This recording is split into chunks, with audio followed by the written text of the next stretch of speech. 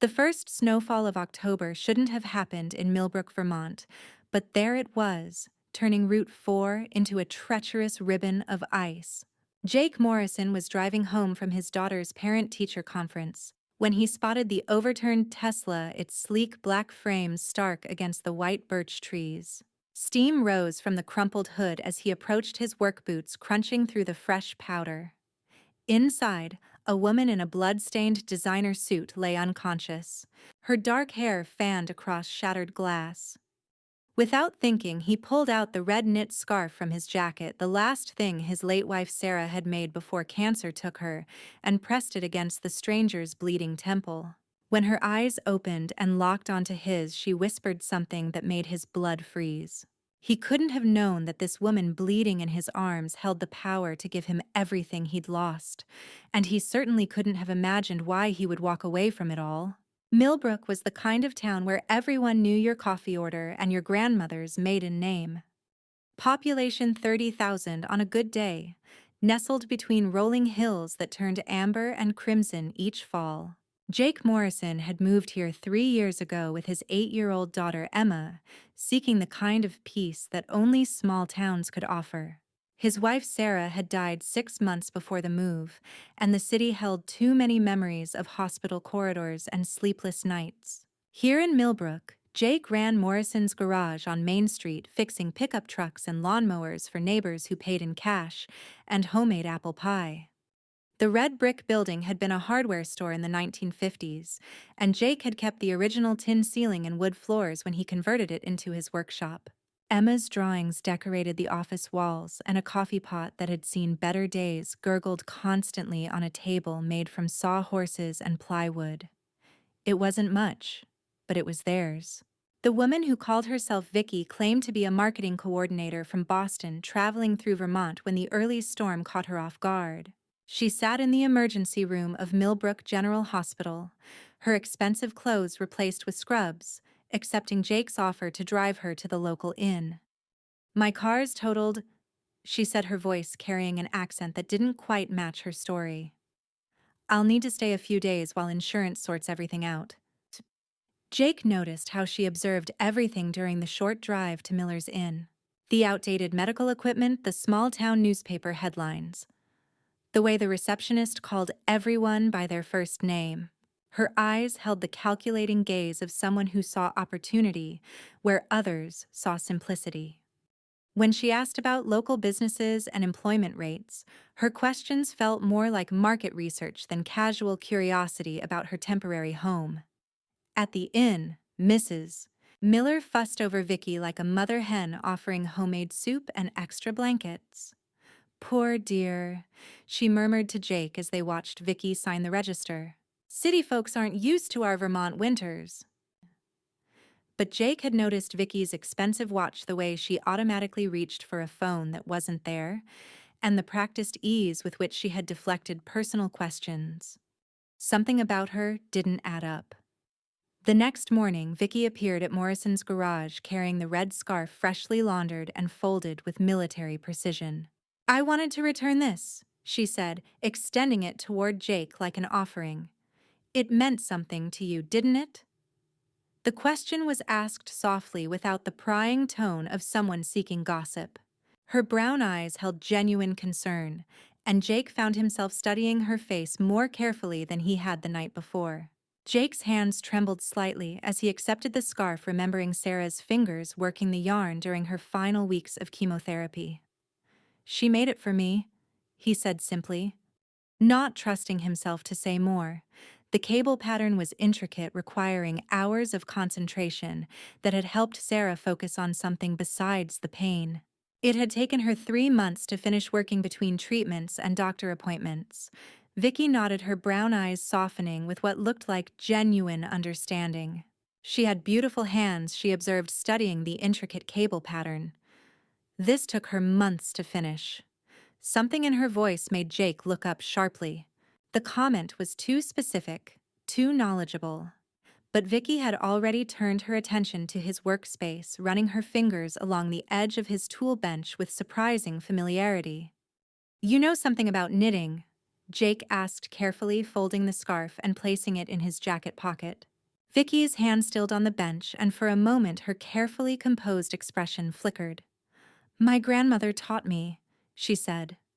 But the answer came just a beat too slow. "I haven't done it in years, though, too busy with work." She gestured around the garage, clearly eager to change the subject. "This is a beautiful space. How long have you been in business?" Jake found himself giving her a tour, explaining how he had restored the building and built his customer base through word-of-mouth referrals. Vicky asked intelligent questions about overhead costs and seasonal fluctuations, displaying a business acumen that seemed far too sophisticated for someone in marketing coordination. When she suggested improvements to his workflow that would increase efficiency by 30%, Jake began to wonder exactly what kind of marketing she had been doing in Boston. Emma Morrison was not easily impressed by strangers, but Vicky won her over with tricks that seemed almost magical. During her second visit to the garage, she helped Emma with math homework while Jake worked on Sheriff Dawson's patrol car. "How did you know that 7,856 so fast?" Emma asked, her pencil hovering over long division problems that had been frustrating her for an hour. "Mental math," Vicky replied, showing Emma shortcuts that made numbers dance in ways her third-grade teacher had never explained. She demonstrated how to break large numbers into smaller, manageable pieces, then recombined them using patterns that seemed obvious once explained. Emma's eyes lit up as concepts that had seemed impossible suddenly made sense. "It's like a secret code?" she exclaimed, attacking her homework with renewed enthusiasm.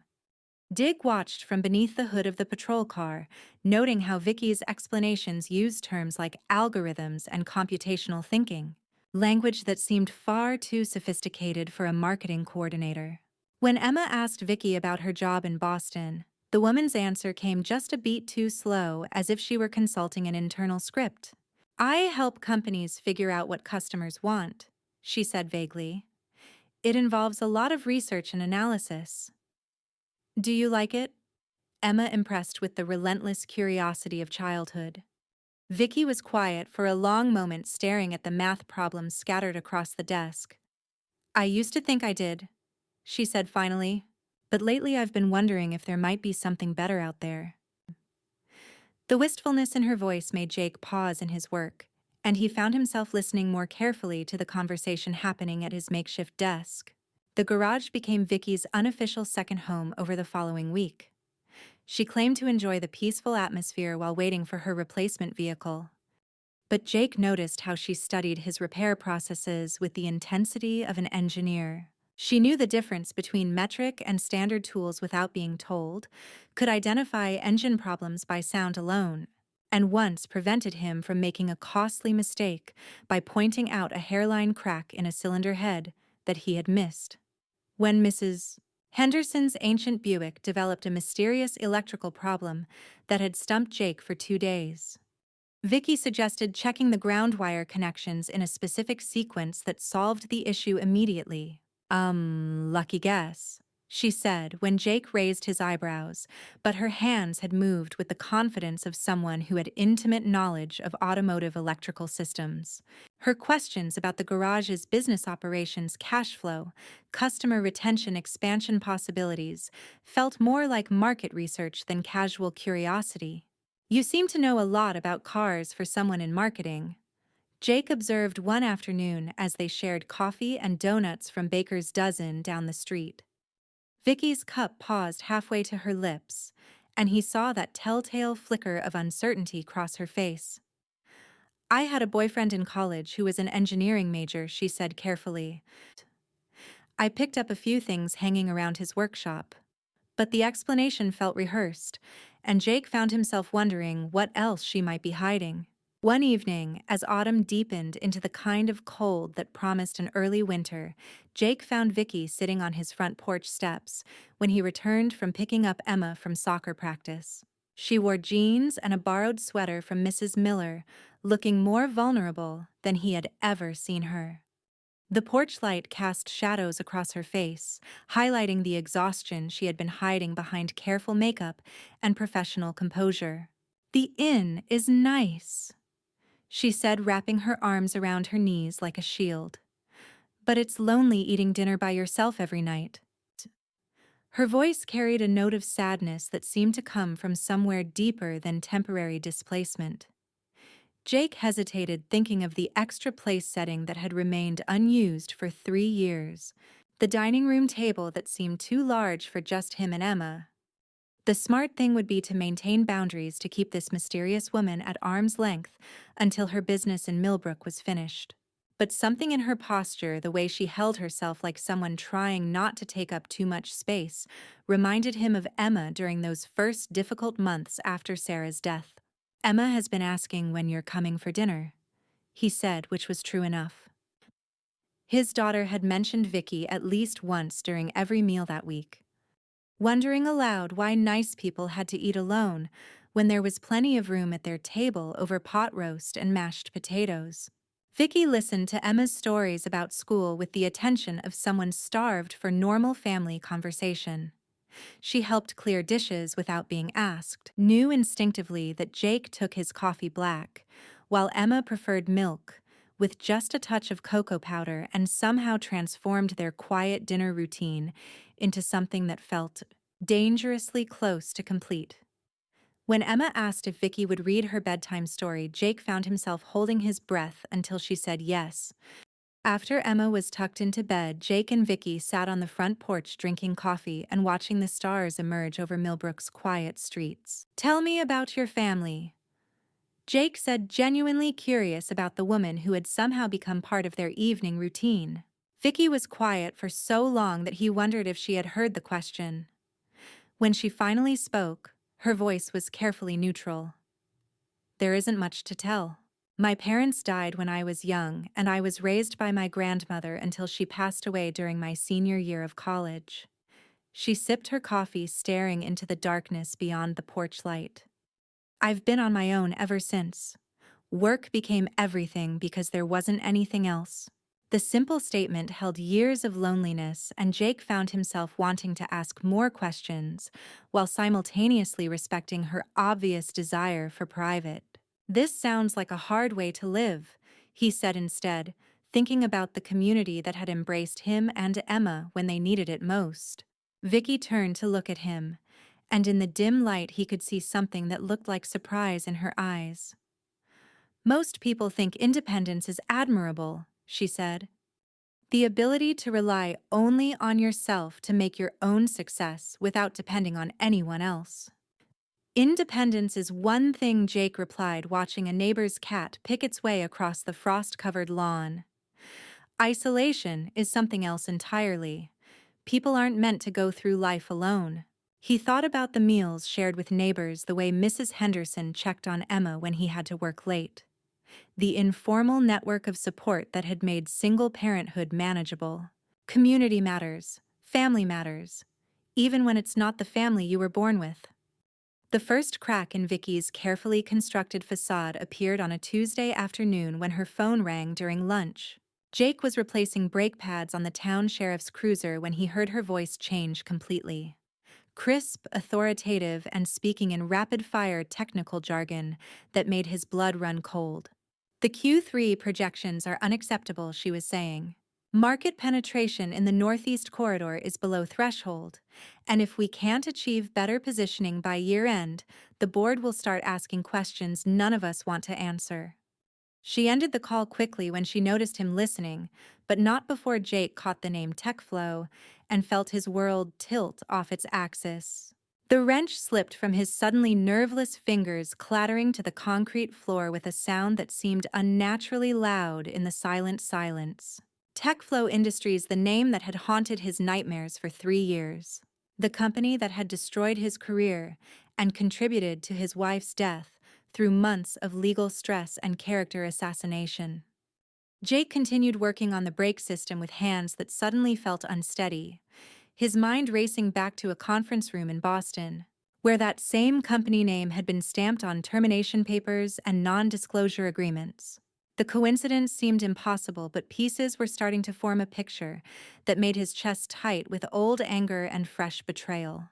Victoria, whoever she really was, had been lying to him from the moment they met. That night, Jake sat in his workshop after Emma had gone to bed, turning a wrench over and over in his hands while trying to make sense of what he had heard. TechFlow Industries had been the technology startup where he had worked as a senior engineer, developing revolutionary battery management systems that promised to change how electric vehicles stored and used power. He had loved that job, believed in the company's mission to create sustainable transportation solutions, and trusted his colleagues like family. Right up until the day he discovered they were stealing intellectual property from smaller competitors, using his algorithms to reverse engineer patents belonging to companies that couldn't afford to fight back in court. The theft was systematic and sophisticated, hidden behind layers of shell companies and falsified research documents. When Jake had tried to blow the whistle, TechFlow's legal team had destroyed him, systematically questioning his mental stability, his loyalty, his competence as an engineer and a husband. The stress had accelerated Sarah's cancer. Or at least, that's what Jake believed during the long nights when he watched her struggle with treatments that seemed less effective with each passing month. She died believing her husband was a failure who couldn't provide for his family, and Jake had carried that guilt like a stone in his chest ever since. The fact that Vicky worked for the same company that had destroyed his life felt like the universe's idea of a cruel joke. Jake spent the following day watching Vicky with new eyes, cataloging the small signs he had missed before. The way she instinctively understood complex technical problems, her familiarity with business terminology that should have been outside her supposed area of expertise. The expensive clothes she tried to hide beneath borrowed sweaters and work shirts. Most damning of all was her obvious comfort with authority. The unconscious assumption that her suggestions would be followed and her questions answered. The confrontation came the following evening when Vicky arrived for dinner carrying grocery bags and wearing an expression that suggested she knew the game was almost over. She had brought ingredients for Emma's favorite meal, chicken parmesan with garlic bread, and moved around Jake's kitchen with the familiarity of someone who belonged there.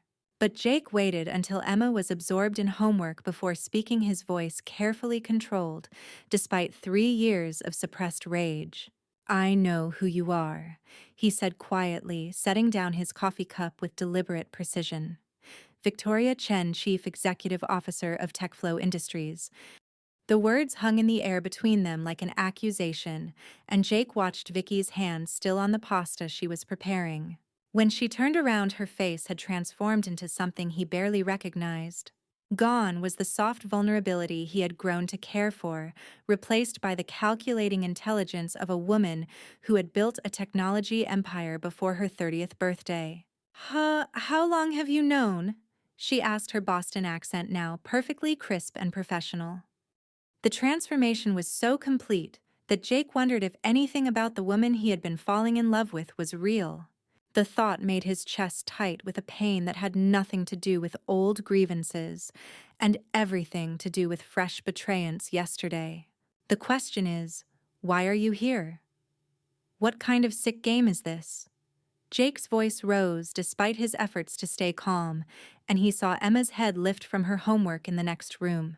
The sight of his daughter's concerned face reminded him that their drama was playing out in a home where a little girl was trying to feel safe, and he forced himself to lower his voice. Victoria moved closer, lowering her voice to match his, but her posture remained straight and uncompromising. "It's not a game, Jake. I came to Millbrook to scout locations for a new data center, but I had no idea you lived here. The accident was real, and everything that happened after." She paused, searching for words that seemed inadequate for the situation.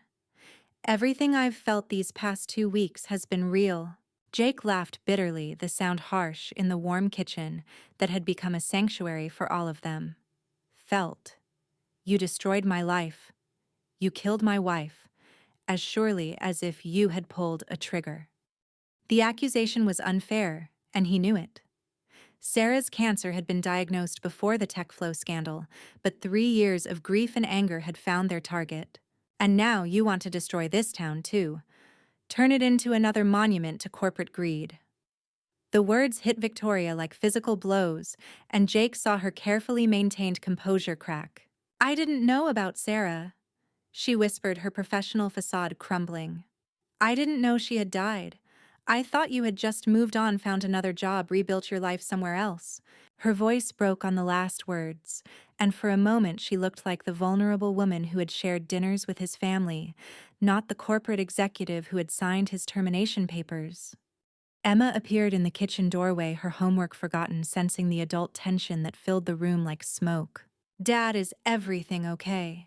She asked in the small voice she had used during Sarah's final hospital stay, when grown-ups spoke in hushed tones and wore expressions that promised bad news. Jake forced his expression to soften, but Victoria was the one who answered, kneeling down to Emma's level with practiced ease. Your dad and I are just talking about some grown-up things, sweetheart. She said, her voice gentle despite the tears threatening to spill over. Why don't you go get ready for bed? I'll come read you a story in a few minutes. Emma looked between them uncertainly, her 8-year-old intuition picking up on currents she couldn't understand, then walked to Victoria and hugged her waist with the fierce loyalty of childhood. I love you, Vicky. She said simply, the words hitting both adults like a physical blow. After Emma disappeared upstairs, Victoria sat down heavily at the kitchen table, her perfect composure finally shattering. I didn't know about Sarah, she repeated, as if saying it again might somehow change the past. When the whistleblower allegations came out, I was in Singapore closing an acquisition deal. By the time I got back to Boston, the legal team had already handled everything. The full truth came out in fragments over the next hour, like pieces of a puzzle that had been scattered for 3 years. Victoria explained how she had inherited TechFlow from her mentor Richard Blackstone, a man she had trusted completely until she discovered the extent of his corporate espionage after his death from a sudden heart attack. I found the files in his private office, she said, tears cutting tracks through her makeup. Patents stolen from dozens of smaller companies, research bought from corrupt employees, entire product lines built on theft. I've spent the last 2 years trying to clean up the mess he left behind. She continued, her voice hollow with exhaustion, making restitution to the companies we stole from, firing everyone who was involved, rebuilding the company's culture from the ground up. But I never knew about the personal cost to the whistleblowers. The legal team told me they were corporate spies trying to steal our intellectual property. I never saw the psychological evaluations, never knew about the character assassination campaigns. Jake found himself caught between his desire for revenge and his growing understanding that the woman sitting across from him was as much a victim as he was. The data center project, he said finally, his voice raw from shouting. You're going to destroy Millbrook to build another monument to technology. The town had become his refuge, the place where he and Emma had learned to heal, and the thought of losing it to corporate development felt like a second betrayal. Victoria shook her head slowly, wiping tears from her cheeks with the back of her hand. I canceled the project yesterday before you figured out who I was before this conversation. I couldn't bear the thought of destroying something so beautiful. She gestured around the kitchen with its mismatched chairs and Emma's artwork covering the refrigerator. These past 2 weeks have been the first time I've felt like a real person instead of a corporate entity. Do you know how long it's been since someone hugged me just because they wanted to? The sound of car doors slamming in the driveway interrupted their conversation, followed by authoritative knocking that made Victoria's face go pale. Jake opened the front door to find Marcus Webb, TechFlow's head legal counsel, flanked by 2 men in expensive suits who looked like they had stepped out of a corporate thriller. Marcus was exactly as Jake remembered him. Silver-haired, predatory, with the kind of smile that promised pain to anyone who stood in his way. Mr. Morrison, Marcus said with the cold smile Jake remembered from depositions and court hearings. We're here for Miss Chen. The board of directors has some concerns about her recent decisions. His gaze flicked past Jake to where Victoria stood in the kitchen doorway, her chin raised defiantly despite the fear in her eyes. I trust you've been taking good care of our missing CEO. Victoria appeared behind Jake, her spine straightening as she faced the men who had come to collect her like wayward property. I told you the Millbrook project was cancelled, she said, her voice steady, despite everything that had just happened. The board accepted my recommendation 2 days ago, but Marcus's smile widened, and Jake could see that Victoria's confidence was about to be shattered. Actually, the board voted to override your decision in an emergency session this morning. Marcus said, smoothly producing an envelope from his briefcase with the theatrical flair of a magician. And since you've been unreachable for 2 weeks, they've asked me to deliver some paperwork regarding your employment status. He handed the envelope to Victoria with mock courtesy, and Jake watched her face drain of color as she read the contents. The legal documents were a masterwork of corporate brutality, effectively stripping Victoria of her position while binding her to a non-compete clause that would prevent her from working anywhere in the technology sector for 5 years. Of course, these could all be reconsidered if you were to sign the Millbrook contracts, Marcus added smoothly. The board is prepared to be generous to former employees who remain cooperative. The threat was clear. Submit to their demands or face professional exile. Jake found himself stepping protectively in front of Victoria, a gesture that surprised them both. She said no, he said firmly. His mechanic's hands clenched into fists at his sides. I think you heard her the first time. Marcus turned his predatory attention to Jake, his expression shifting to something that looked almost pleased, as if he had been hoping for this exact confrontation. Mr. Morrison, Marcus said, his voice dripping with false friendliness. Still fighting losing battles, I see. How is small-town life treating you? I imagine it's quite a come-down from your previous career in advanced battery technology. The casual cruelty of the comment was designed to wound, and Jake felt his temper flare despite his efforts to stay calm. Better than being a corporate vulture, Jake shot back. But Marcus just laughed. Such hostility. And after Techful has been so generous with your severance package. Oh, wait, that's right. You didn't receive a severance package, did you? Just a termination for cause and a recommendation that other companies avoid hiring you for security reasons. The reminder of his professional destruction was meant to put Jake in his place, but it had the opposite effect. What happened next surprised everyone, most of all Victoria herself. She stepped around Jake, her spine straightening as she faced the men who had come to destroy what remained of her independence. Marcus. She said, her voice carrying the authority that had once commanded boardrooms filled with men twice her age. I want you to listen very carefully to what I'm about to tell you. As Chen, I don't think you understand the gravity of your situation, Marcus began. But Victoria held up her hand with the imperious gesture of someone accustomed to being obeyed. The transformation was remarkable. The vulnerable woman who had shared pot roast dinners with his family had become someone who could bring down a billion-dollar corporation with a phone call.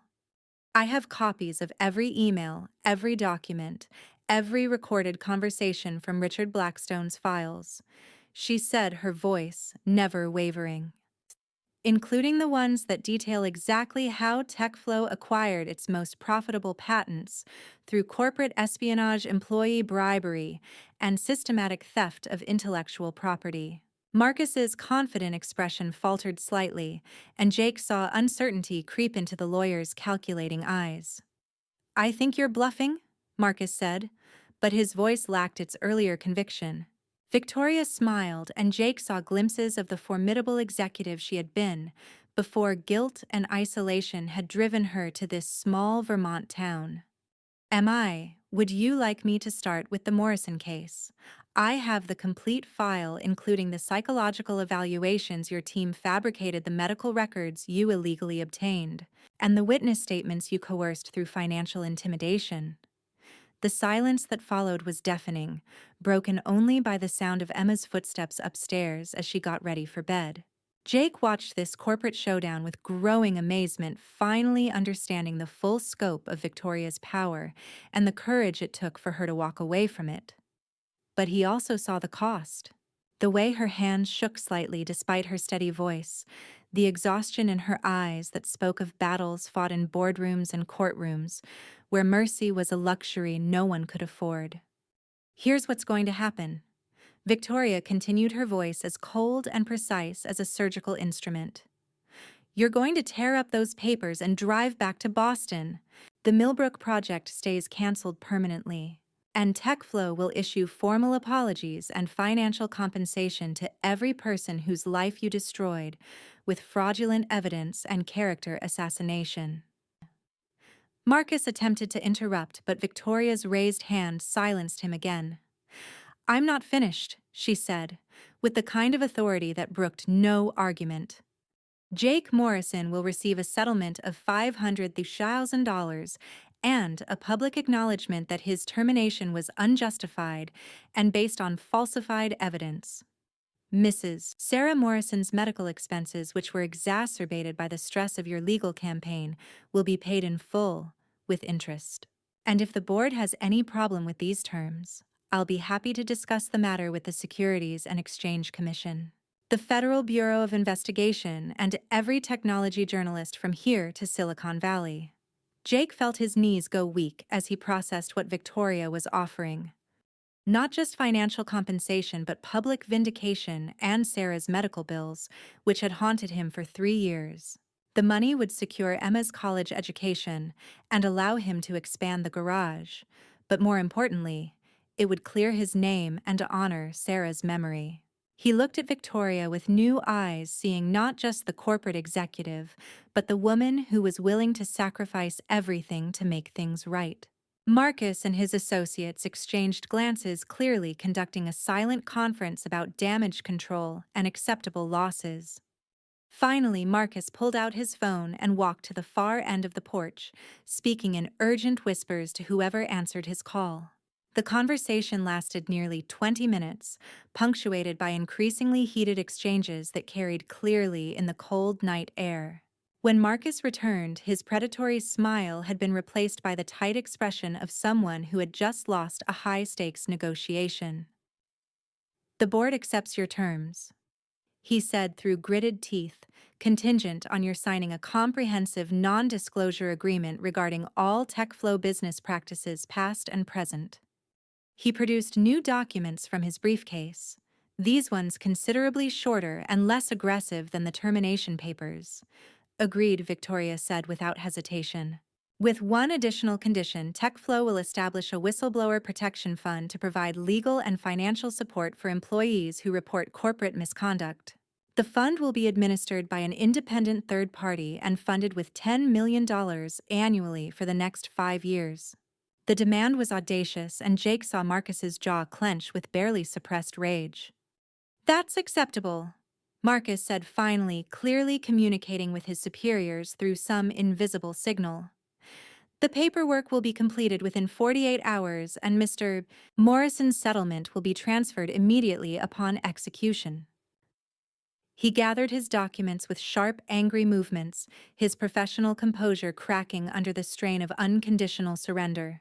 As Marcus and his associates prepared to leave, he turned back to Victoria with one final attempt at intimidation. You realize this means exile from the technology industry, he said.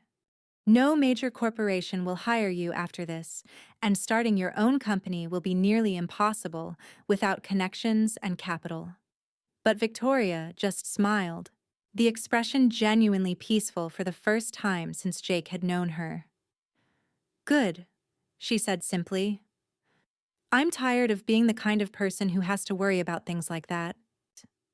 Marcus left without another word, taking his contracts and his threats with him, and in the sudden quiet that followed, Jake and Victoria stood in his kitchen like strangers who had just witnessed something extraordinary. You didn't have to do that, Jake said finally, his voice with emotions he couldn't begin to untangle. You gave up everything, your career, your company, your entire life. Victoria shook her head, settling back into the chair where she had eaten countless meals with his family, looking smaller now that the corporate armor had been stripped away. I didn't give up everything, she said, her voice barely above a whisper. I gave up the things that were destroying me from the inside. The guilt, the isolation, the constant pressure to be someone I never wanted to be. She looked around the kitchen with its mismatched chairs and Emma's artwork covering the refrigerator as if memorizing every detail. These past 2 weeks have been the first time I felt like a real person instead of a corporate entity. The sound of Emma's footsteps on the stairs reminded them both that their drama was playing out in a home where a little girl was trying to sleep. Emma appeared in her pajamas, rubbing her eyes and looking concerned about the late-night visitors and hushed conversations. "Why were those men here?" she asked, unconsciously moving closer to Victoria for comfort. They looked scary, like the men in suits on TV shows. Victoria knelt down to Emma's level, her expression gentle despite everything that had just happened. "Sometimes grown-ups have disagreements about work," she said, carefully choosing words that would reassure rather than frighten. "But everything's okay now. They won't be coming back, and you don't need to worry about them." She smoothed Emma's hair with the practiced gesture of someone who had learned to love this child completely. Emma studied Victoria's face with the intuitive wisdom of children who have learned to read adult emotions for signs of impending loss. "You're not going away, are you?" she asked, her voice small and uncertain. "You're not going to leave like Mommy did?" The question hung in the air like a prayer, and Jake felt his heart break for both of them.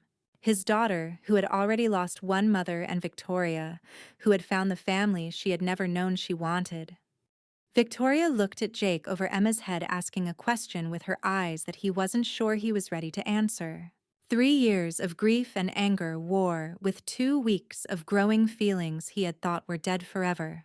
But as he watched Victoria comfort his daughter, saw the genuine love in her eyes and the way Emma instinctively trusted her, Jake realized that some decisions made themselves. "That depends," he said slowly, his voice thick with emotion, "on whether you want to stay."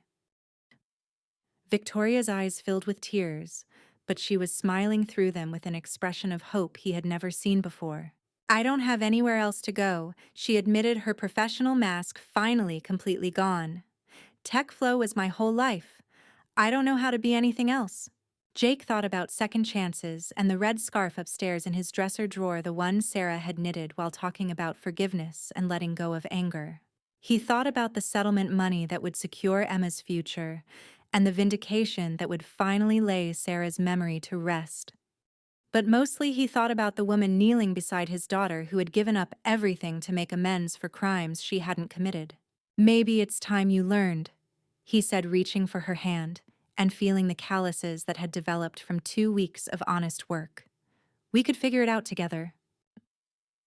Victoria's smile transformed her entire face, erasing years of corporate stress and isolation.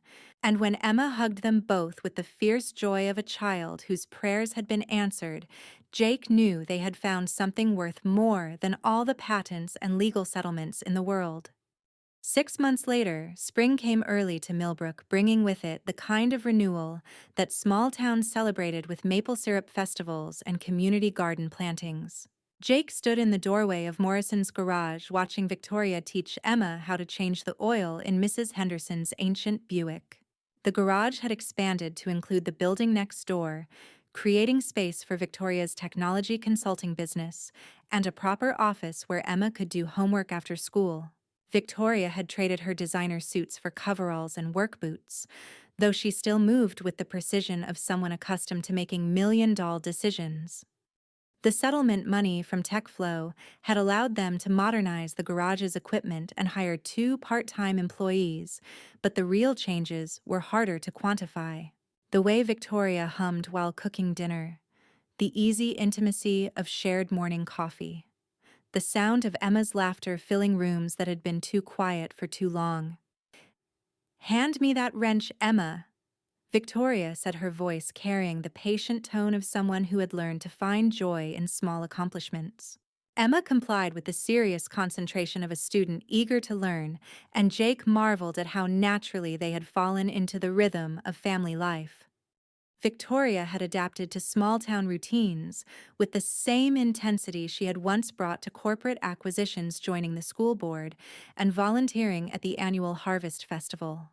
The technology consulting business had grown organically as word spread about the former CEO, who could explain complex concepts to farmers and shop owners who had never owned a computer.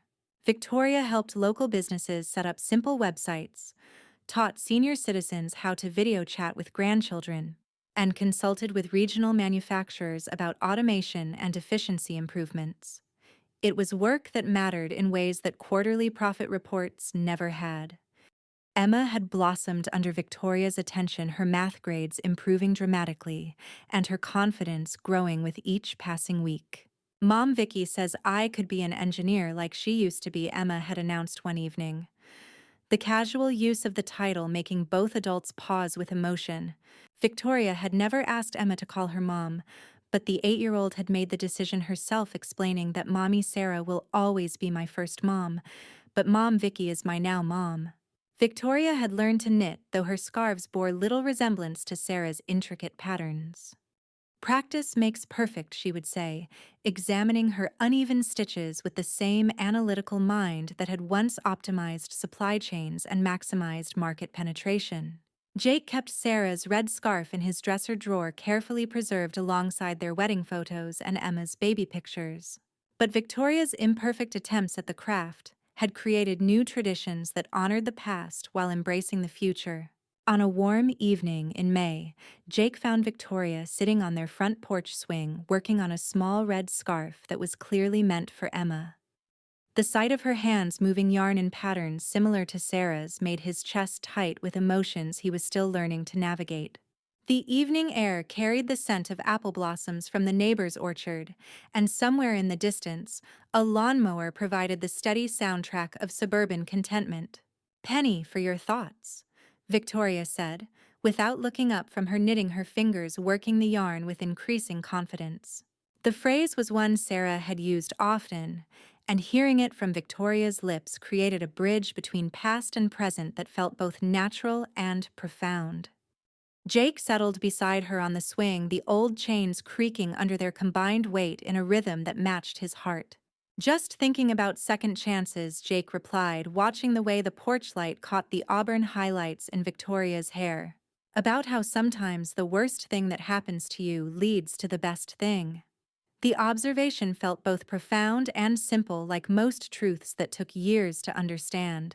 Victoria's hand stilled on her knitting, and she turned to look at him with the directness that had first caught his attention in the wreckage of her car. "Do you ever regret it?" she asked, her voice carrying 3 years of guilt and 6 months of hope. "Letting me stay after everything Tilo did to you, everything I represented."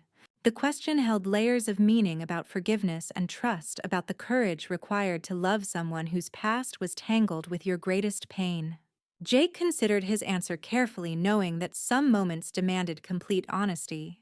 "The only thing I regret," he said, taking the knitting from her hands and setting it aside on the small table that held their evening coffee cups, "is how long it took me to realize that Sarah would have liked you." Victoria's eyes filled with tears, but she was smiling through them with an expression of wonder that suggested she had never expected such acceptance. How can you be sure?" she asked, her voice barely above a whisper. Jake thought about his wife's favorite saying, the one she had repeated during her final weeks when pain medication made her philosophical about forgiveness and second chances. "Because she always said that love isn't about replacing what you've lost. It's about making room for what you've found." The words carried the weight of hard-earned wisdom, lessons learned through grief and healing that had prepared him for this moment. He pulled the small velvet box from his pocket, the one he had been carrying for weeks, while working up the courage for this conversation. "Victoria Chen," he said, opening the box to reveal a simple vintage ring from Anderson's jewelry downtown. "Will you marry a small-town mechanic and help him raise a little girl who already thinks you hung the moon?" The proposal was unadorned by grand gestures or elaborate speeches, but it carried the sincerity of a man who had learned to value substance over style, commitment over passion, the quiet strength of daily love over dramatic declarations. The ring was modest, a vintage piece with a small diamond surrounded by delicate engravings that spoke of craftsmanship from an earlier era. It was nothing like the corporate excess that had once defined Victoria's world. But when she said yes through happy tears, Jake knew they had both found something worth more than all the technology patents and legal settlements in the world. Her acceptance felt like the final piece of a puzzle that had been 3 years in the making. Emma's delighted squeal from the kitchen window indicated she had been eavesdropping, and within minutes, the entire Morrison Chen household was celebrating on the front porch, while neighbors gathered to offer congratulations. Mrs. Henderson brought homemade cookies still warm from the oven. Sheriff Dawson offered to provide security for the wedding, and even the mailman stopped his truck to join the impromptu party that spilled onto the sidewalk and across the street. It was exactly the kind of scene Victoria had once viewed with bemused detachment during her corporate years, when community celebrations seemed quaint and inefficient compared to business dinners and networking events. Now she couldn't imagine wanting anything else. The genuine warmth of people who celebrated each other's joy simply because it was the right thing to do. The easy intimacy of a place where everyone knew your story and loved you anyway. The wedding planning began immediately with Emma appointed as chief consultant and the entire town of Millbrook volunteering their services. Mrs. Miller offered the inn's garden for the reception. Pastor Williams cleared his calendar for the ceremony, and the ladies' auxiliary took charge of flowers and decorations with the efficiency of a military operation. Victoria found herself swept into a whirlwind of small-town enthusiasm that left her feeling more connected to community than any corporate retreat or team-building exercise ever had. As summer approached and the wedding date was set for September, Victoria established new routines that honored both her past expertise and her future commitments. She kept a small office in Boston for consulting work that couldn't be done remotely, but Millbrook had become home in ways she had never expected. The data center project had been permanently canceled, with TechFlow issuing a public statement about corporate responsibility and community preservation that Victoria had written herself.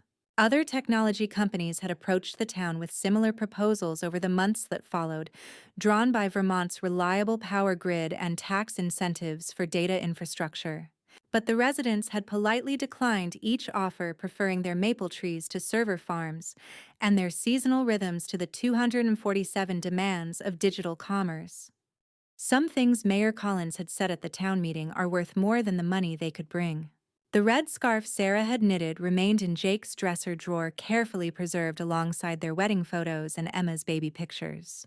But Victoria's imperfect attempts at knitting had created new traditions that connected past and present, and Emma now owned 3 slightly lopsided scarves in different shades of blue and green. Mom Sarah's scarf was perfect because she made it with perfect love, Emma had explained to Victoria one evening while modeling her latest gift. But your scarves are special because you're learning love, and that's harder. The wisdom of 8-year-olds continued to surprise them both, and Jake often found himself marveling at how his daughter had adapted to their expanded family with the resilience of someone who understood that love comes in many forms. Emma had created her own rituals around both mothers, telling Sarah's picture about her school day each morning and asking Victoria to braid her hair before bed. The balance felt natural rather than forced, a testament to the child's innate understanding that honoring the past didn't require limiting the future. On their wedding day in September, Victoria walked down the aisle of Millbrook Community Church, wearing Sarah's red scarf over her simple white dress, a gesture that had been Emma's idea and Jake's blessing. The ceremony was small, attended by everyone in town who could fit in the tiny church, with Emma serving as maid of honor and ring bearer, combined in a pink dress that matched her radiant smile. Pastor Williams kept his remarks brief, focusing on second chances and the mysterious ways that love finds us when we least expect it. When Jake and Victoria exchanged vows they had written themselves, there wasn't a dry eye in the house, and even Sheriff Dawson was seen wiping his face with his uniform sleeve.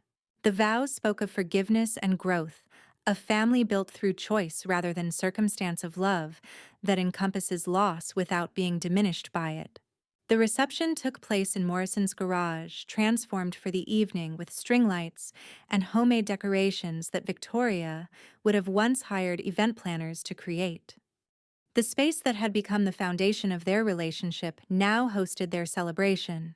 With Emma's artwork hanging alongside marriage certificates and business licenses in a collage that told the story of their unconventional family, Victoria danced with Jake to a song Emma had chosen. Something about coming home that made everyone cry again, and ate wedding cake made by the church ladies' auxiliary from a recipe that had been passed down through 3 generations. She received marriage advice from farmers and shop owners who had learned to see past her former life to the woman she had become, and found herself part of a community that measured success in different terms than quarterly earnings and market share. "Welcome to the family," Mrs. Henderson whispered during their dance, and Victoria realized that family now meant more than blood relations or corporate hierarchies. It meant belonging somewhere completely. Scars and imperfections included accepted not despite your past mistakes, but because of how you chose to address them. The settlement money had secured their financial future, but this acceptance was worth more than any bank account. As the evening wound down and guests began heading home, Jake and Victoria stood in their decorated garage, holding hands and watching Emma helped clean up with the energy of someone who had eaten too much cake and stayed up past her bedtime. The fairy lights twinkled overhead like stars, and the sound of laughter echoed off the walls where Jake had once worked alone, nursing grief and anger that had seemed insurmountable. "No regrets?" Jake asked, echoing Victoria's question from months earlier, his voice soft with contentment.